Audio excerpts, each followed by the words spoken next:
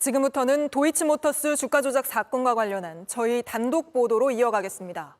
앞서 말씀드린 대로 저희 취재진은 김건희 여사가 주가 조작의 핵심 이종호 씨에게 2021년 4월에도 연락한 사실을 추가로 확인했습니다.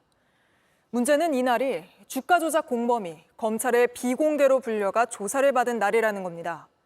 이걸 알고 연락한 건지, 그렇다면 비공개 조사 사실은 또 어떻게 알았는지 밝혀져야 할 게 많습니다. 먼저 연지환 기자의 단독 보도입니다. 김건희 여사가 이종호 전 블랙펄 인베스트 대표에게 연락한 건 2021년 4월 14일입니다.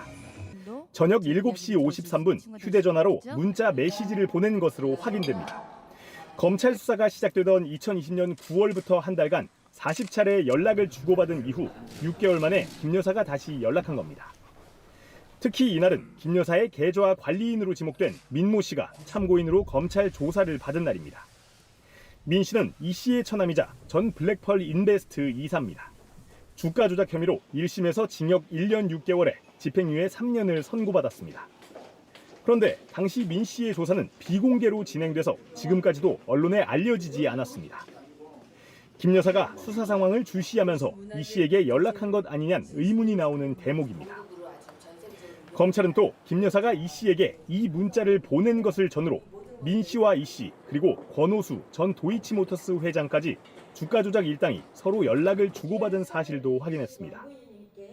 검찰은 이 씨를 조사하며 김건희 여사가 뭐라고 문자를 보냈느냐고 물었지만 이 씨는 기억나지 않는다고 진술했습니다.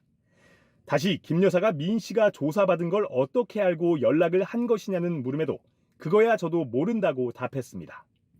문자를 받고 김 여사에게 어떻게 연락했느냐는 질문에는 사실 김 여사는 제가 저장한 번호 말고 다른 번호로도 연락이 왔던 적이 여러 번 있었다고 말했습니다. 민 씨는 이날 조사를 받고 반년 뒤 해외로 도피했다가 2022년 11월 입국하며 검찰에 체포됐습니다. JTBC 연지환입니다. 이렇게 김건희 여사와 이종호 씨가 연락을 주고받은 사실이 계속해서 드러나고 있습니다. 하지만 이 씨는 김 여사가 아니라 여사 쪽 직원과 통화한 거다. 급기야는 검찰 조서에 기재 오류가 있었다고 주장하고 있습니다. 모두 재판에 제출된 증거와는 완전히 다른 주장입니다. 이어서 박현주 기자입니다. 지난 7월 고 최상병 순직 사건 수사 외압 의혹과 관련해 임성근 전 사단장 구명 로비 의혹이 불거졌습니다. 당시 핵심 인물 중 한 명으로 지목된 이종호 씨는 김건희 여사가 결혼한 이후엔 연락한 적이 없다고 선을 그었습니다. 김 여사는 윤석열 대통령과 2012년 3월 결혼했습니다. 하지만 이번에 JTBC가 확인한 통신 내역은 이 씨와 김 여사가 2020년 9월 23일부터 10월 20일까지 통화나 문자를 모두 40번 주고받은 것으로 나와 있습니다. 게다가 오늘은 2021년 4월에도 또 연락을 주고받은 사실까지 추가로 확인된 겁니다. 이 씨의 해명과 다른 건 또 있습니다. 이 씨는 JTBC가 2020년 9월과 10월 통신 내역을 보도한 직후 김 여사가 아니라 코바나 컨텐츠 직원과 통화한 것이라고 했습니다. 하지만 검찰에선 김 여사가 토로스 증권 계좌 내역을 뽑아달라고 했다거나 김 여사가 자료를 봐달라며 팩스로 보내줬다고 진술한 걸로 확인됐습니다. 그러자 이 씨는 이번에 검찰 조서가 기재 오류였다고 했습니다. 하지만 이 씨는 검찰 조서에 사실과 달리 기재된 부분이 있냔 물음에 자필로 없음이라 적었습니다. 이 씨가 직접 서명한 이 조서는 이미 법원에 제출돼 증거 능력을 인정받았습니다. JTBC 박현주입니다.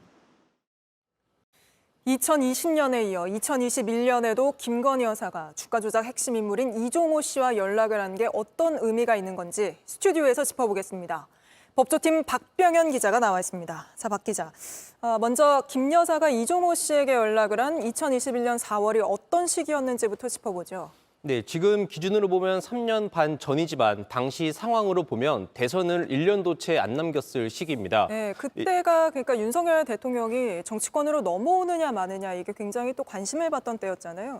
맞습니다. 윤석열 대통령이 검찰총장에서 물러난 바로 다음 달인데 2020년 9월 첫 고발인 조사를 시작한 검찰의 수사가 조금씩 무르익어가기 시작하기도 한 그때이기도 합니다. 네, 더욱이 연락을 한 날을 김 여사의 계좌 관리인이 비공개 조사를 받은 당일이고요. 맞습니다. 그래서 검찰도 이종호 씨에게 김 여사의 문자 메시지에 대해 집중적으로 물었습니다. 김 여사가 뭐라고 문자를 보냈냐 묻자 이 씨는 기억이 나지 않는다고 말합니다. 이 민모 씨 조사를 어떻게 알고 연락한 것이냐고도 묻자 이 씨는 나도 모른다고 답했습니다. 검찰이 이렇게 물은 건 이 민 씨의 조사는 당시 언론에도 알려지지 않은 비공개로 이뤄진 조사였습니다. 그리고 저희 취재진도 이번 취재를 하면서 민 씨가 2021년 4월, 그러니까 해외로 도피하기 6개월 전에 이미 검찰 조사를 받았다는 것을 알게 됐습니다. 네. 이 검찰은 김 여사에게 문자 받고 어떻게 연락을 했냐라고도 물었는데 이 씨는 사실 다른 번호로도 김 여사에게 여러 차례 연락이 왔다며 기억이 나지 않는다고 말했습니다. 검찰의 의심대로 민 씨 조사 때문에 김 여사가 이종호 씨에게 연락을 한 거라면 조사 사실을 먼저 알고 있었다고 봐야 되는 거 아닙니까? 예, 먼저 민 씨는 이 김 여사의 계좌 관리인으로 지목된 인물입니다. 그리고 어제 JTBC가 보도를 한 것처럼 이미 2012년에 김 여사와 문자를 주고받으며 소통을 한 적도 있습니다. 네. 그런 만큼 민 씨의 진술은 김 여사에게도 중요할 수 있습니다.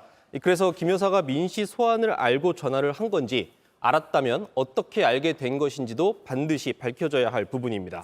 그런데 이날 김건희 여사와 이종호 씨만 연락을 한 게 아니라 다른 주가 조작 일당도 연쇄적으로 연락을 한 게 또 확인이 됐다고요.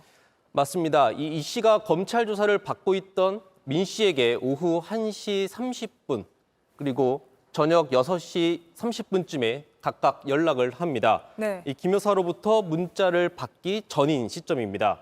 통상 이때는 점심이나 저녁 휴게 시간일 때입니다. 김 여사에게 저녁 7시 53분쯤에 문자를 받은 뒤에는 밤 9시쯤에 권오수 전 도이치모터스 회장과 그리고 30분쯤 뒤에는 2차 주포 김모 씨와 통화를 했습니다. 네. 그리고 다시 권오수 전 회장과 밤 10시 넘어 통화를 했는데 이 민 씨의 조사 당일 주가 조작 공범들 사이에 연락이 분주했던 겁니다. 이 민 씨의 조사 내용을 이들이 서로 공유를 하면서 수사에 대응한 것 아니냐 의심이 가는 대목입니다. 이 주가 조작 일당들도 민 씨의 검찰 조사에 굉장히 민감하게 반응을 한 건데 민 씨 조사가 전체적인 검찰 수사에서 굉장히 중요한 수사였나 보군요. 민 씨는 이 주가 조작 2차 시기의 핵심 인물 가운데 한 명입니다. 이 주가 조작을 실행한 주포 김모 씨와 이종호 씨 그리고 권오수 전 회장을 연결하는 역할을 한 인물입니다.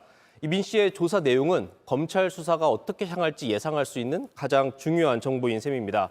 네. 다만 민 씨가 조사받은 날 김 여사가 어떤 내용을 이 씨에게 문자 보냈는지 그리고 주가 조작들 일당 사이에 어떤 말을 주고받았는지는 아직까지 확인되지 않았습니다. 네, 이 내용 말고 또 저희가 단독 취재한 내용이 있어서 리포트로 또 전해드리고 박 기자와 다시 짚어보도록 하겠습니다.